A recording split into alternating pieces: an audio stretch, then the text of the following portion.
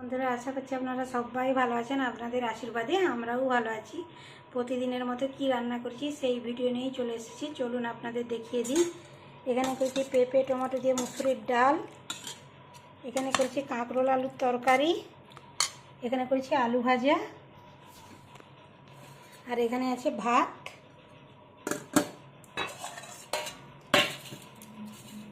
আর ছেলেদের জন্য আজকে পোনা মাছের ঝাল দেওয়া করেছি। আর এখানে বানিয়েছি ইলিশ মাছের তেঁতুল দিয়ে পাকা তেঁতুলের টক।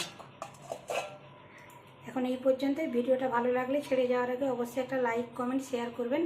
যারা ফেসবুক থেকে দেখছেন পেজটা ফলো করবেন, যারা ইউটিউব থেকে দেখছেন চ্যানেলটা সাবস্ক্রাইব করবেন। এখন তবে আসি, টাটা। বন্ধুরা, আশা করছি আপনারা সবাই ভালো আছেন। আপনাদের আশীর্বাদে আমরাও ভালো আছি। প্রতিদিনের মতো কি রান্না করছি সেই ভিডিও নিয়েই চলে এসেছি। চলুন আপনাদের দেখিয়ে দিই। এখানে করেছি পেঁপে টমেটো দিয়ে মুসুরির ডাল, এখানে করেছি কাঁকরোল আলুর তরকারি, এখানে করেছি আলু ভাজা, আর এখানে আছে ভাত।